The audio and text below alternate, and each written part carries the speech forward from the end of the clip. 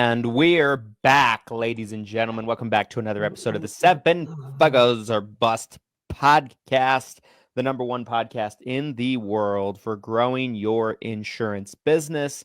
This is episode 134. I'm Christian Brindle. He's Glenn Shelton. And that's Mehmet Oz. That's Mehmet Oz, Dr. Mehmet Oz, for those of you who forgot. Part of the deep state, in case anyone was wondering, and we're gonna. We're going to be continuing a conversation that we had yesterday on yesterday's episode, on episode 133, about this is wild. This is wild. We need Alex Jones on to really round this off. The fish are gay. They're turning the fish. Turning gay. the frogs. The frogs. That's what it was. Yeah. Turning the frogs gay. They're putting stuff in the water. They're not telling you what's actually in the water. Listen, I'm disappointed in Trump. He should have released the files. Sorry, we're getting a little too political on this morning. If you didn't see yesterday's episode, it was I told Christian I felt like it was a top 10. It was fun, super interesting. I felt like I could have talked for 10 hours yesterday. So I'm excited to continue that conversation. Today, there's a few different ways we could kind of start to cut. And this is kind of a big topic. There was something yesterday I was going to bring up that's kind of irrelevant to all of this. And I always like to kind of start in something different before we get into the main topic. Hence the NBA chat that we typically have. By the way, shout out to Mr. Daniel for providing some Blazers attire. Dan Mazel. I was telling Glenn before the show, I was this close to wearing mine. Even though I don't live in Oregon, I'm not a Trailblazers fan. Now you are. I am. An honorary. Dame's back, bro. Dame's back. We're everyone's Blazers fan. As soon as 2027, baby. 2027. It's going to be huge. 2027. The topic. We'll keep this really brief, and this is not relevant in a lot of ways. I like to talk about economy related topics because I think this affects all of us in different ways. Let me see if I can find a quick news article to share so it's not just me saying some random stuff. I'm sure it's everywhere. Let's see.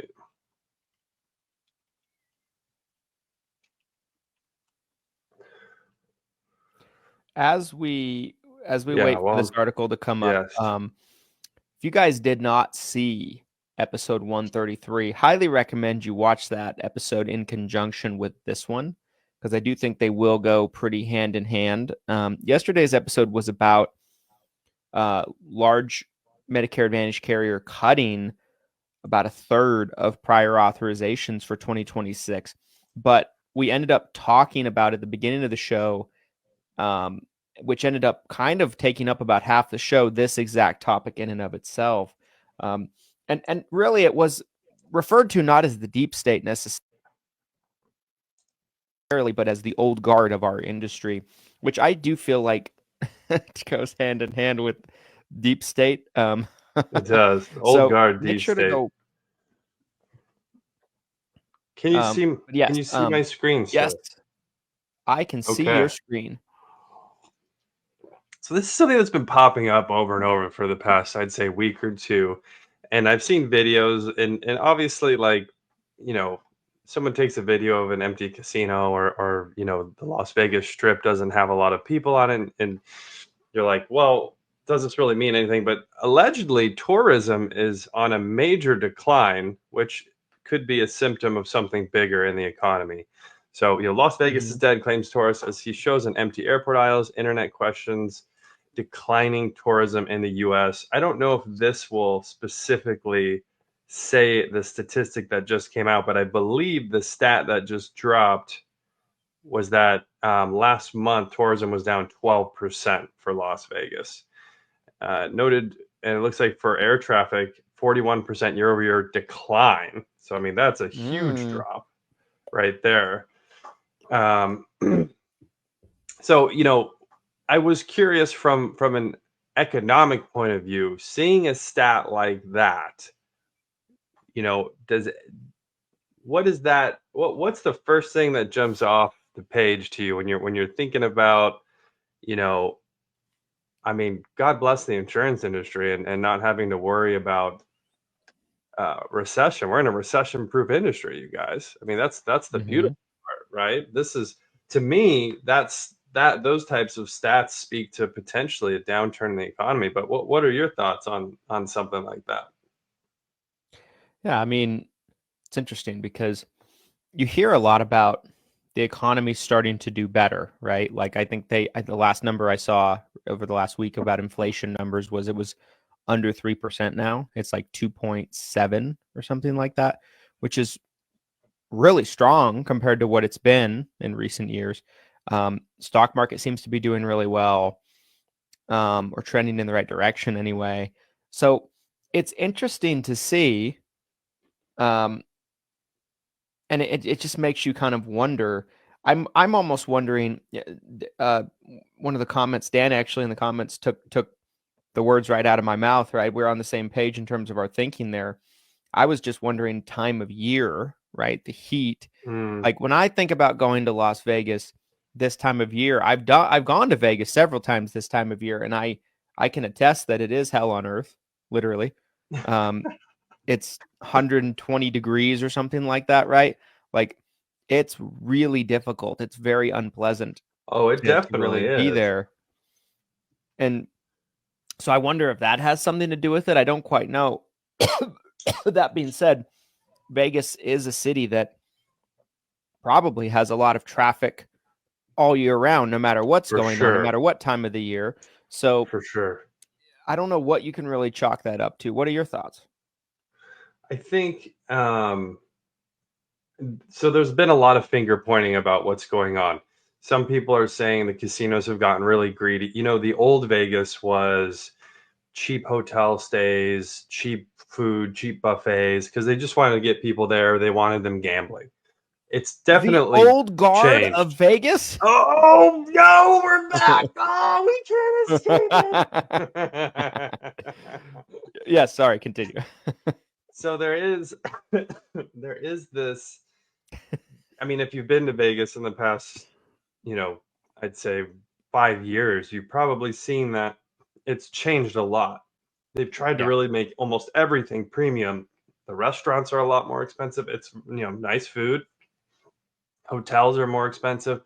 It's very expensive. So there's some people pointing to this decline in year over year traffic and tourism decline, saying while the casinos have gotten really greedy and it's become way overpriced, others are saying that this is, potentially the start of a downturn. Obviously, the tariff conversation, which started earlier this year, has always been kind of in the background, right? That these tariffs could potentially have a negative effect on the economy.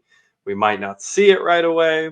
So is that at play here? Is the economy starting to, stall out a little bit? And so tourism is starting to take a back seat, right? I mean, obviously if you're feeling it at your wallet, if you're stretched thin as a consumer, you're probably not taking that trip to Vegas, right? This is just one micro, on a huge scale of the US economy, but I'm always curious, like what's the canary in the coal mine? That's what I'm always looking for. Like when I'm looking at the news and I see a story that's different, I'm always wondering, like, is this something bigger that's coming? So that was my whole reasoning for kind of bringing it up, is like, could this be the start of something bigger? I will say the previous couple of years that when I've gone to Vegas, and I've gone every year. This is the first year in a long time I haven't gone for any reason. Sometimes I go Your multiple fault. times a year. Your fault It's that me, Vegas is failing. Yes. But I can attest to that feeling of everything being premium and everything being essentially a little bit overpriced, from room Way service over. to Yes. restaurants to, Yes. take your pick, tourist attractions, anything like that. And so I wonder if it's almost even a compounding effect, right? Like, because Could be. if you are somebody that goes to Vegas less frequently than maybe someone like I would, that lives fairly close, that can drive, maybe you go once every 5 years. And maybe you have this memory in your mind. Let's say you haven't been since 2019, let's say. Yeah. And maybe you pre-COVID. have this Pre-COVID Vegas. Oh. Maybe you have this memory in your mind of what you remember Vegas to be, like what we were just talking about, the old guard of Vegas, the mob. The mob, okay. The mob. You know, cheap buffets, cheap restaurants, free drinks out in the casino floors. Some casinos still do that, but it's gone. All of that Vegas is gone and dead. And then you go now and you experience what really has been going on the last couple of years. I'm wondering if it's even a compounding effect as more and more people go and experience it. They're like, oh, this is different from what I remember. I went the last time I went last year. I went for 3 days and I think I spent like $6 or $7 grand for everything. I was like, man, I'm like, this is really expensive. I could go almost anywhere else in the country and I'm not going to spend this much. And so I'm wondering if it's even a compounding effect, right? Like if all of those prices and experience factors were implemented now, it's not going to have an overnight effect because there's going to be people that don't go as regularly, but people start to go. And as time goes on, they're like, oh, I went, I didn't have as good of an experience. I didn't have as much fun. It cost me a lot more. I'm going to go somewhere else next time I travel. And that just is like a compounding effect year over year over year. I'm wondering if that has something to do with it, because I don't feel like this is a new it's kind of been a slow burn thing. Kind of been a slow burn. That's what I'm wondering. Yeah. Well, let me ask you something. Are you now thinking like, I'm not going to go back to Vegas? Like, because again, you're someone that would go like once a year, you know? Yeah. I mean, the last couple of times I went, I left being like, why did I go there? Which I think a lot of people have that feeling, but for different reasons, right? Like different reasons that we won't get into on today's show. But for me, like I'd go with my family. I'm not doing anything. Oh, with your family. Yeah, for sure. You know, but wife and I go gamble, things like that. But I'm like, I look at what I spent and I'm like, man, I could have gone anywhere in the country and spent less probably. Yeah. So that kind of leaks out in my mind a little bit. So yeah, I mean, I haven't gone this year. Circumstances probably dictate that I couldn't, even if I wanted to, with everything going on in my life. Sure. But that being said, a year from now, thinking about places that I'd like to go with the family, it's definitely not in the running. It's not at the top of my list. There's many other places that come to mind. Maybe that's fatigue, but maybe it's also that, this costs a lot more than it used to, and it's not as much fun as it used to be. Yeah, it seems like they're catering. And again, you've gone to Vegas more than me, and this will be the last thing I'll say on this topic, but it seems like last time I was there, and it was like, I want to say 2022, but it seems like they're really catering to an international crowd now, because you think about it, if you're a foreign traveler and you're coming to the US from overseas, Las Vegas is probably like your top 5 things you want to see. You've heard about it. You've seen the movies, and then when you're in Las Vegas, you'll see these international tourists. There's a lot of them. There's a lot of people from overseas. Every time I've been to Vegas, I feel like I've seen international. So, if someone's spending that much money to travel from overseas, you can charge a lot more. So it'll be interesting to see what happens. Is this a canary in the coal mine? Are we starting to see maybe parts of the economy stall out? Or is this just Las Vegas has become some sort of monster, and they can't afford, they're charging too much and people just can't afford to go there. And why would you? Why would you want to go there? So that was my little intro topic today. Now it's a transition here. Interesting. Mm-hmm. Yes. To transition here, a couple things. One, I want to, because I know this topic's going to be so big and juicy, I'm going to mention the sponsor of episode 134 right now.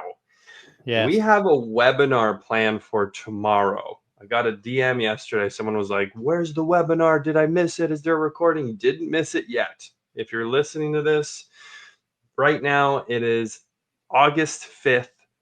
8:15 Pacific Standard as of the recording this moment.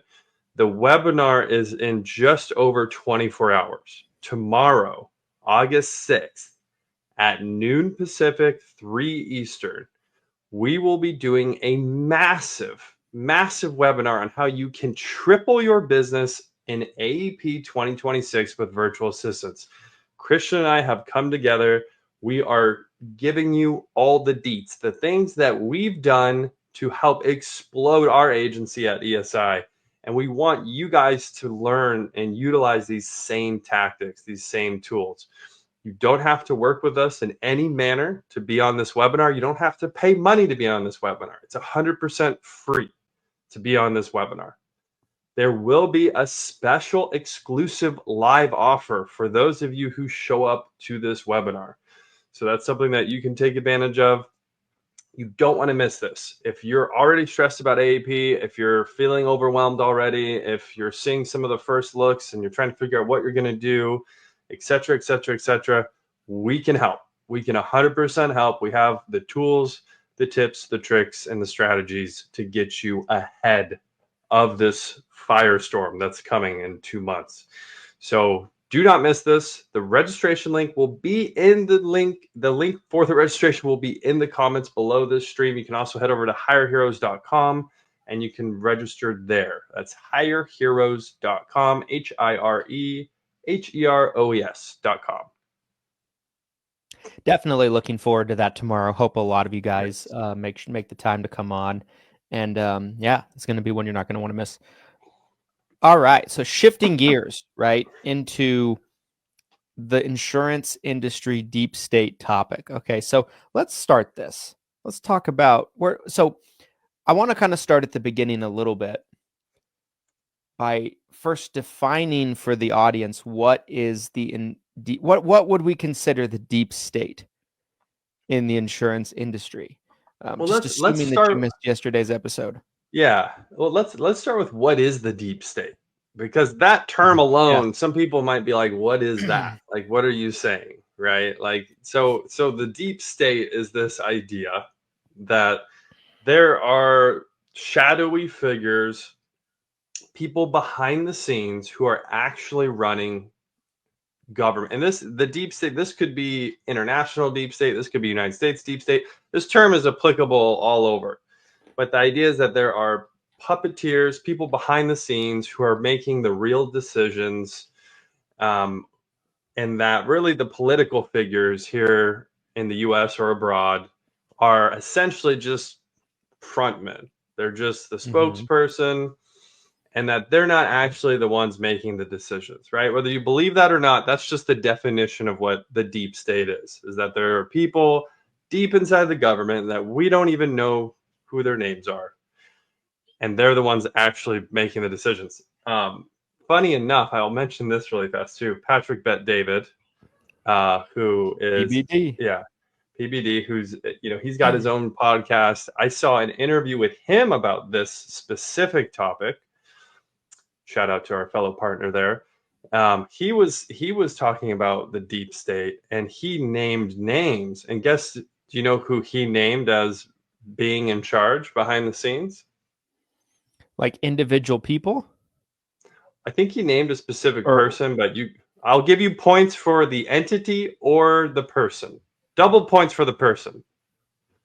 Because I've watched a lot of PBD over the years. Heard him talk about this a lot. I mean, I'm at a loss in terms of actual names that he would actually throw out there, but I would obviously think CIA, FBI organizations. There's a lot of people that think we're gonna get really canceled if I keep going, but like Mossad having influence on our government, right? So I'll stop you there before this gets in, before your guessing goes off. He was saying BlackRock and the CEO. He's like, I do remember him talking about his whole thing. I thought this was really interesting, and he's like, you want to know who the president of the United States is? He's like, it's the CEO of BlackRock. He's like, they are a multi-trillion-dollar company. They have, they own. The stats he dropped were just crazy. I can't even remember them off the top of my head. But again, just an example of like somebody's theory of that there is someone outside of the government who's able to make decisions just based on the power that they have. So if I remember right, there's 3 financial organizations he mentions, and kind of drops some statistics that somewhere along the lines of like 75% or more of all lending that goes on in the country is specifically tied to one of these 3 organizations. I think Fidelity was one, BlackRock was one. I can't yeah, remember the third one, but yeah, I remember this yeah. video. So yeah, I mean that there's certainly a lot of that. I mean, you control the United States economy at that point. You have control internationally at that point. I mean, Yes. they have ownership and things. So you have this consolidation of power, and this is a great segue into the insurance deep state, because this essentially, it's private equity, it's hedge funds, right? So you have this company who has essentially swallowed up so many little companies, right? A company like BlackRock has ownership and assets in all of these different. There's probably insurance entities tied to BlackRock. I'd probably guarantee it, right? Totally. Yeah. So these hedge funds who have a board of directors and they have executive leadership, they're essentially the ones pulling the strings, right? Making really big decisions, and then they can lobby to the government, pull favors in, and they can really make the needle move in ways that we have no idea are even possible. One of the big quote unquote conspiracy theories that has been floating around is that private equity like BlackRock has been snapping up residential housing, and that they've been causing an inflation in residential housing prices, seeing that go up. So, but this concept of private equity and hedge funds making big decisions and moving the needle behind the scenes, that's where the insurance deep state comes into this whole conversation. The old guard, right? It's all part of this same conversation to really expand on what started yesterday. This is a bit, I think we just went like another layer deeper. Like the old guard was like the surface of this conversation. Now we're like at kind of the core of it, and it feels a little spooky almost. Are you a little scared? Are you nervous? A little I bit, think you're nervous. The other day, I put a sheet over my head and walked out of my pantry to my daughter, who was sitting at the counter and eating breakfast, and I went, "Whoa!" and she started to scream. That's basically me right now, my daughter. Her reaction is my reaction right about now. Okay, so man. Expanding on this, right? So yesterday, just to kind of catch up anybody that might have not caught yesterday's episode. Yesterday, we spent a lot of time talking about the old guard, like Glenn said. And the old guard can best be thought of as organizations that have been in this industry for multiple decades, in many ways might have even shaped the way the industry actually looks today in things that they might have done in years past. And I think a phrase I used yesterday was just over the compounding effect of time. They have grown to be substantially big companies. There are some companies, you could say FMOs in particular, because these are the ones that agents see up close and personal, that I don't think they do a damn thing, but they've been around so long, they have 10,000 agents contracted under them that just don't bother to change, but they literally do nothing, it seems like. These FMOs, like they're big contracting house, and they house people's contracts. It's like, okay, what did they do? They don't know. You don't know. Nobody knows. But that's like the surface level. When we're talking about, and I would consider some of these people as part of the deep state. I 100% would, people that are in the old guard. But then you have another layer to it where you have private equity companies, mysterious private equity companies and figures that start private equity companies, fund private equity companies that come in and acquire members of the old guard. And through that combination of influence, we see strings get pulled and massive influence be kind of, leveraged and flexed across the industry. And yeah, I think there's a lot of people that might be really in control over people in the old guard these days that none of you ever see. None of you ever know about, none of you ever see, none of you know who they are. And so, and we're not, I want to clarify too, is like we have some insight into this, but I think this is probably much deeper and bigger than we even really know, right? I mean, there's probably people that we've never heard of, we've never met. Christian and I collectively have over 20 years of experience in the industry and networking and talking to agents and agency owners and FMOs and IMOs and call centers every single day. So we have a lot of experience, but this is a very, very deep black hole. And I don't know where it ends. I don't know how many, entities are involved, but there's definitely been a consolidation of power. We've witnessed it publicly. We've all witnessed the consolidation of power.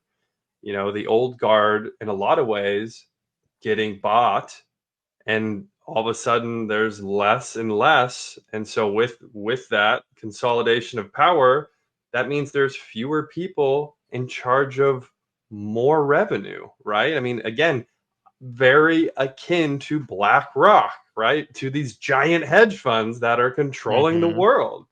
We're seeing that on a smaller scale in our industry.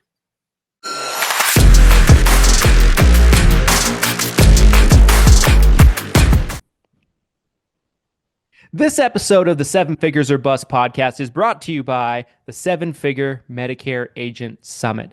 Guys, it is a fact that getting around other people that are chasing the same ambitions and destinations in their business as you is a great thing, and it can propel your business years ahead than not getting around people and networking and going to live events. The Seven Figure Medicare Agent Summit is the premier event. Every year we hear year after year after year that it is the event that has the best content. So many events nowadays, they do a lot of pitching from the stage. They're really just there to sell you things.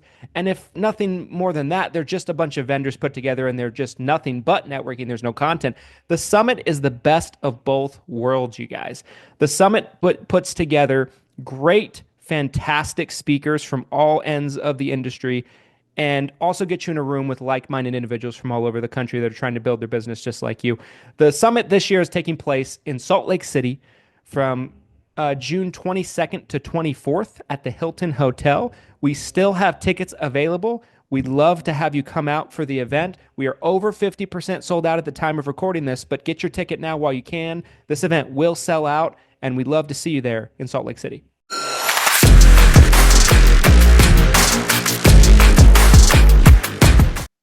Yeah. I mean, yes, on yesterday's show, I talked about not even necessarily a feeling that I have, because I don't even think that's an accurate way to articulate it. I think it's not a feeling. It's something that I know that I'm being watched all the time. And I'm not paranoid. I'm not crazy. For those of you that are watching, maybe a little bit, but you've got the red strings. You're like, this FMO is tied to this and this. You just like pictures everywhere. It's like, Christian, it's okay. They're listening. But no, I know for a fact that there's organizations that you could categorize, putting into the kind of these categories that literally watch everything I say, everything I do, everything I write, everything I say on a video, everything I post about, under a microscope. Because they, when I do have conversations with the people, when they reach out to me, they seem to be experts. It's almost like they know more about what I'm saying or doing than I do. They're like on June 12th at 8:32 a.m. Pacific Standard Time and 26 seconds, you said this. And I'm like, I did? I'm like, what?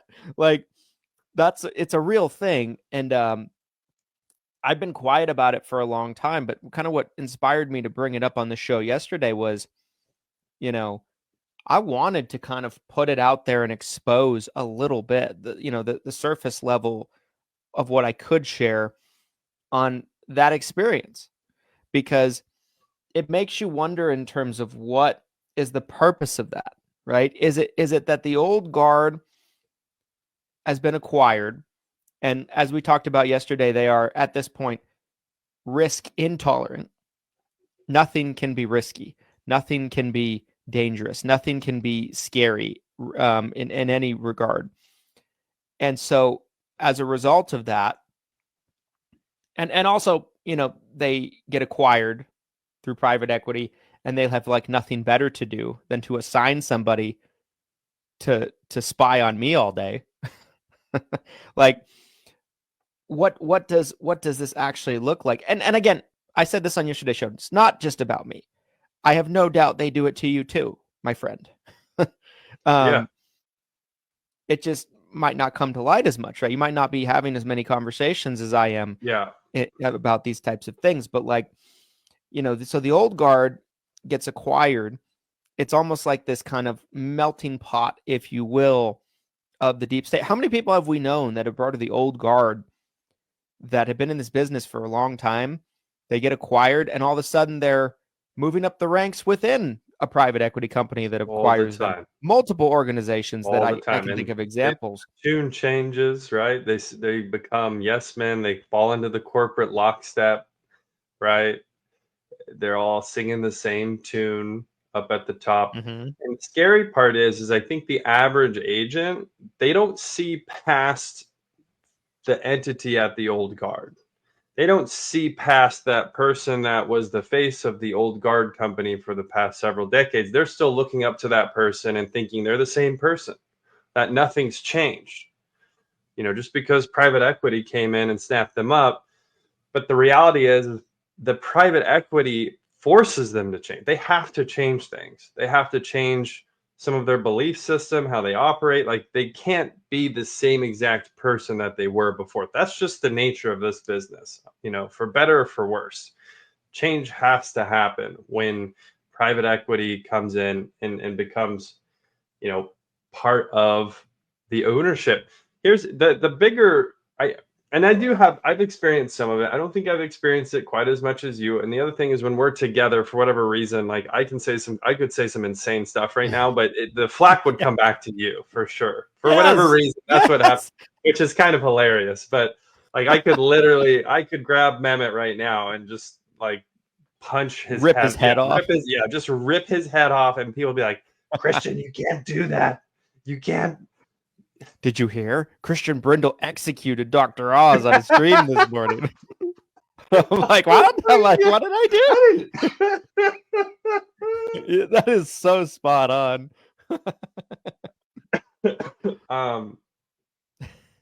But the bigger thing here is it's the censorship conversation. That's really a big part of this whole deep state, because I wanted to give this example that I didn't give yesterday, and we talked a little bit about it. But so when I was an agent, and I was an agent before Facebook groups, I was an agent before any of this information really existed, which made the old guard really strong, really powerful. Because very powerful. Yes, because what they said goes. If they're telling you that this is how it works, this is how it works, you have no way of fact checking unless you just happen to know someone else, and maybe you're calling around.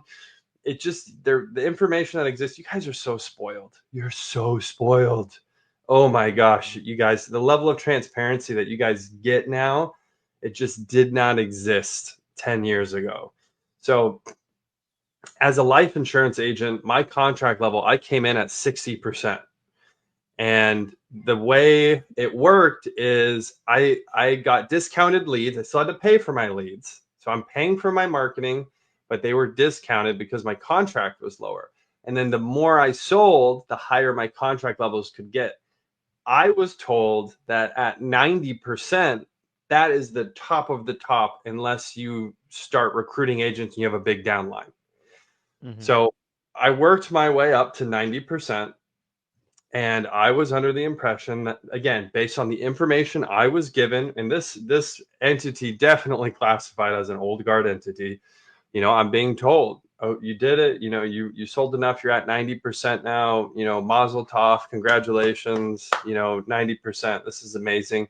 And then I come to find out that not only is 90% not the top, but I could get over 100% without even recruiting a single agent. And it's just this whole concept. It was like literally like my whole theory, and not to mention the loss in trust that happened. The second I realized, I'm like, oh, I've been told this for years. And this entity was lying to me about my contract levels and how this whole thing works. That's the type of censorship. They don't want those types of conversations to happen. They don't want that information out. They don't want you guys to know how this all works, because they want to make as much money as humanly possible from you as an agent. They don't care about your success. That's how a lot of these old guard entities worked. I want to expand on this a little bit more, because I think you bring up such a great point about the way the old guard operates. And I do think this is relevant, because if you're talking about the old guard as they're just a piece of this, and private equity groups from behind the scenes that come in and acquire the old guard agencies, they're extremely influential.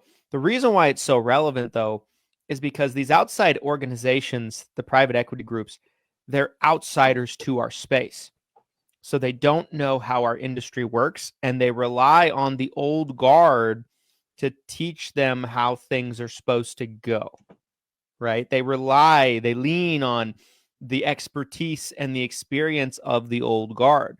So the old guard's kind of way of doing things, and to kind of expand on what you're talking about, is, like you said, not being transparent about contract levels, lying about contract levels in many cases, keeping the real information on what goes on at the top behind a curtain, right? Swept under a rug. And the old guard's kind of model, like Glenn said earlier, was there's no way anybody can get this information. It's almost like we're part of this old guard Illuminati at the top, and we share the information with each other. We kind of house it, but it's like we're part of this club. We're stewards of said information, and anybody that it gets out, you're going to be found somewhere, Epstein style. You had to go to the deep, dark corners of the internet back at this time to get any even just, morsel of information. Yeah. And then when you found it, you're not sure if it was real or true. You're kind of going off of hunches. It was very protected, the way information was being treated, and what works, what doesn't work, how does marketing work, what companies are you working with, what carriers are doing what, like all of it, all of this information that's readily available today. And that so continuing on this stuff, maybe talk about how has the old guard changed with this forced level of transparency, right? How has that changed some of their tactics? Is it they're trying to do stuff behind the scenes more instead of trying to iron curtain this information up front, where it's like, these are the only contract levels that exist, these are the only leads that exist? Is it now they're trying to kind of shut doors behind the scenes without people seeing? What has changed now that the internet is the way it is today? It has for some of the groups, I feel like, but for others, they've changed literally nothing. They That's still true. do all of the same things. There's a group I can think of right now that is literally in Utah. They're 15 minutes from where I'm sitting right now. Oof. Carrying out their evil work. And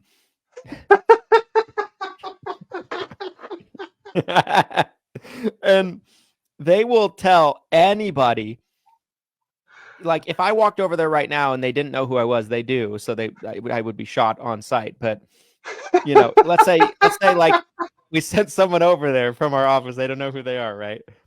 And they're asking them about contract levels, things like that. They would tell them for Medicare Advantage plans, for example, you need 5 agents underneath you for a GA contract. They would say it today, literally. Everybody. That's like, and they tell them it's the carrier policy. Despite that just being debunked for years now, right? And they double down. They double down. I've had them tell agents before that I will tell the right information to. Whether, I've had agents come to me and pay me for consulting, and I will tear down all the BS that they've been told with no agenda, right? I'm being paid to consult. I've had others that are inquiring about contracting with us. Same thing. I'll tear it down, to explain to them what they're not getting, what they could be getting, things like that. And they'll be like, he's lying. Organizations like that, they'll be like, he's lying. I'm like, am I now? I'm like, move your contracts over and we'll see who's lying. Like, watch, we'll do it. We'll do what they're saying can't be done. And so, like, that, so for some of them, they still just operate the same way. And I think they operate with the idea that they think that there's still such a small percentage of agents that hear the messaging online that they can still get away with it.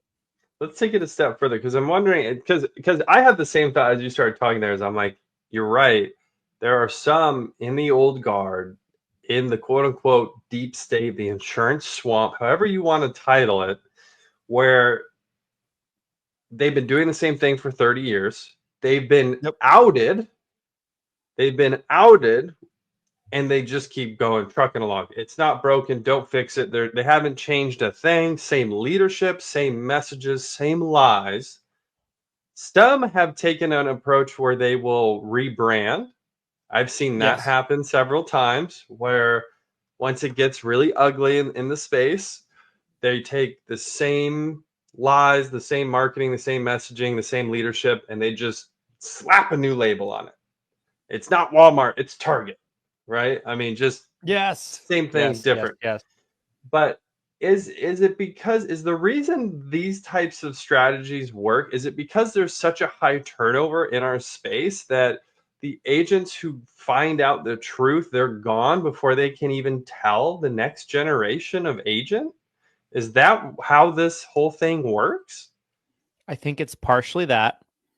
I think it's also that there's so many old guard generation, not old guard themselves, right? But they're like little single agents, things like that. But older generation agents that just stay, that will never move, even if they're not getting anything from who they're working with.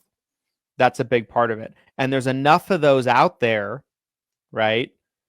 That even if there's a younger agent or somebody that is plugged into that information and they leave, it's not a big enough percentage, right? Like, you guys that are watching this, a lot of you are the reason why there's no change in many of the old guards, because you don't hold them accountable. You don't hold their feet to the fire. You just keep giving them your business. So why should they change? They're not being punished for their activities, right? And so, like, how many times have we talked to agents where they're like, they know they're not in a good spot, or they have a problem with their upline, their FMO, but it goes on for years. There's people.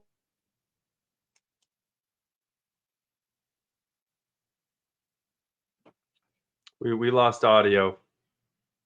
But there was a specific individual, and I guarantee you it was the same person that came top of mind for you, where I know that they had talked about how upset they were, how they felt like they weren't getting support at their FMO, and they just didn't change. They didn't leave. Yeah. They were there. You're back. They didn't go anywhere. And I remember we had a conversation probably, it was like probably 4 years ago. It was probably towards the start of the group. This person was talking to you about moving, didn't move, still hasn't moved, still not happy with their upline.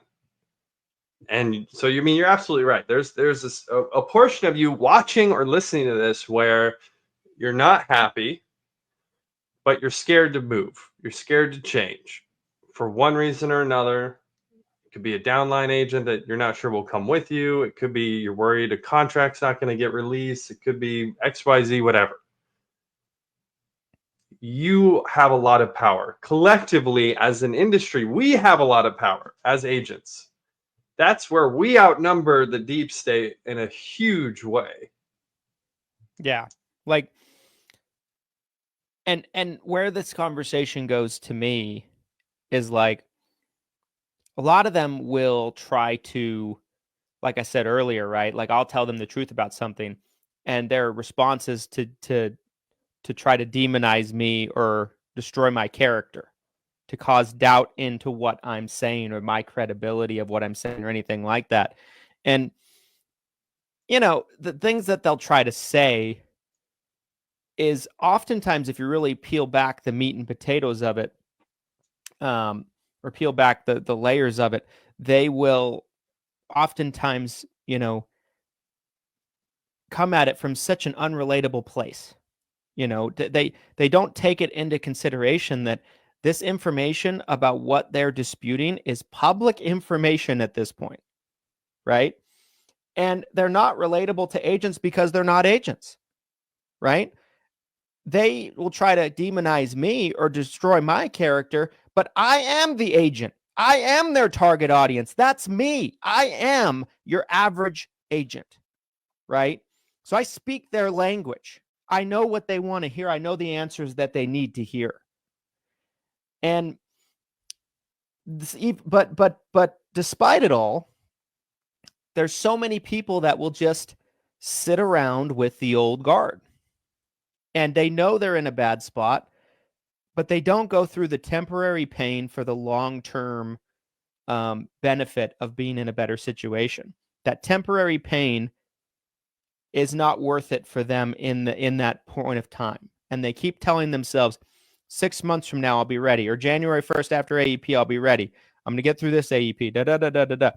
And then all of a sudden, you're 10 years in and you're with the same member of the old guard. That's And part of think how much growth opportunity got lost by staying where you're at, not getting access to the resources that could have helped you grow in a much bigger way. You know, been a better fit, you'd be happier. And I want to be clear on this too. Like, this is not a recruiting pitch. There's so many wonderful entities that we would love to see agents at that we know treat them well. That's not ESI, that's not us. So this isn't just trying to like scare people or funnel them into like this is a bigger conversation about, again, some of the I don't know, when you were talking about the entity that's close to you, I just imagine like this dark castle. You know, there's like this black tower, and there's like an evil henchman at the top. Like, That's what I say. We're trying to get you with a branded away with from there. the evil henchman with a branded polo on. We're just trying, because again, if we can, because I guess like to circle back on, to go full circle in this conversation, right? So I think we've done a really good job of like, you know, without naming names, I think we've really painted the picture for you guys. And there is an individual who keeps commenting on the stream. Who are you talking about? Who are you talking about? Who are you talking about? We're not here to name names. That's not what this is about. We're trying to illustrate this. And part of the reason why it doesn't make sense to name names is this is applicable to a huge group of companies and individuals. It doesn't just apply to one person or one entity or anything like No. that. The other thing is, if we go out throwing out names, we're putting a target on our backs that's beyond the target that we're putting on our backs just by even talking about this. Don't get me wrong. Yes. We're putting a target on our backs just by having this conversation today. 100%. But then we're opening up to lawsuits, litigation. You know, you guys don't want me to be found under a bridge, do you? That's where we're going with this, right? What does the deep state do when there's a threat? They eliminate the threat. Found in the dried out Salt Lake bed, Christian Brindle, age 34. Let's talk about I want to give some sense of hope for the agent that's listening to this, because I do feel like a lot of this was dreadful, and not to try to, I again, this comes back to transparency for me, is that when I came into the industry, I had rose-colored glasses on. I believed that the entity that I was contracting with and working with was a great company. And not that they were horrible, but they definitely weren't telling me the truth on a lot of things, like I already mentioned. And I know Christian's had similar experiences, and many of you listening or watching has had similar experiences. That's part of the problem with some of these entities, some of the old guard, the deep state. So how can we give hope, or how can we continue to push this forward in a way that helps change for the better? How can what do you think the average agent listening to this can do? What can they do to help contribute to the solution instead of maintaining the status quo, which, like you said, that's what a lot of agents are doing, right? They're just like, oh well, I can't do anything. I think that there's red flags, right, that you can look for. Many of you that fall into this situation, that when we're talking about the old guard and some of the things we're discussing on this episode today, on today's show, that that's applicable to who you're contracted under. Some of you just know this. And if that's the case and you've been wanting to get out and you've been procrastinating, it's been 5, 6, 7, 8 years, you're contributing to the problem. So that's an easy solution right there. Do what you've been afraid to do. Get out. Now, for those of you that aren't sure, right, you're like, how do I know if I'm contracted under one of these organizations or things like that? Pay attention to things. These are some red flags. If they're afraid of online communities like this, or online shows like this, or outside information like this, there's a reason for that. They don't want you to discover something, right? And I've heard a lot of things about that, right? A lot of them have tried to, like I said, attack my character. I'll talk about something publicly. They'll take it to their upline and they'll be like, well, he's just an influencer. He's not even an agent. He's just an influencer. He just makes videos all day. I don't even think he's ever sold insurance, which I'm like, first off, that's just a lie. Yeah.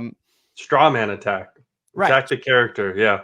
Right. Like demonize me, tear down my credibility, make it seem like I don't know what I'm talking about, or I don't have a person's best interest in mind, or I have an agenda about talking about these things.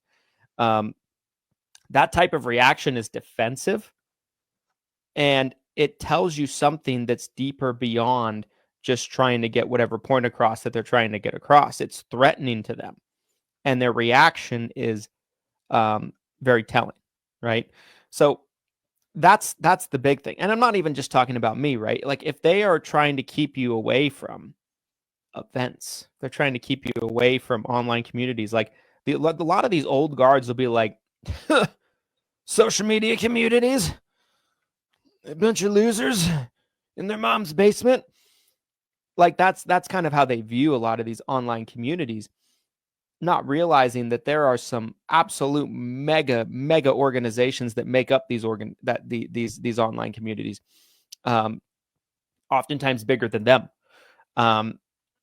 So that's a big red flag to me, right? Like if there's a genuine appearance of trying to just keep you away from certain things or keep you away from information, that's probably a red flag right there.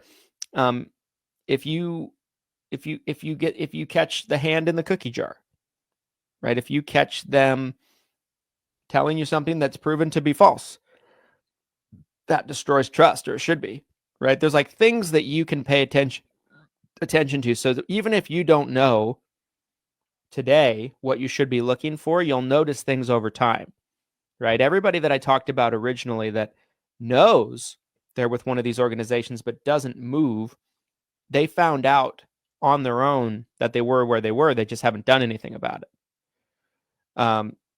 So that's, to me, is the real thing. Like, we will see a changing of power from the old guard once we hold them accountable for the crimes. The deep state crime family and the insurance industry. There's a comment here. Agents will not move. They know it. They don't have any expectations. So again, that kind of goes back to this whole concept of taking advantage of agents, right? Like we've been talking about this whole time. I think a lot of what you said there is very accurate. The one thing I feel like what we can do collectively as an industry, as an agent force, is when you see someone who has fallen into the trap of believing a lie, and it could be something really simple. I mentioned being told that 90% was the highest life insurance contract level that I could get without recruiting agents. Christian talked about not being able to get a GA level with carriers if you don't have 5 or more downline agents.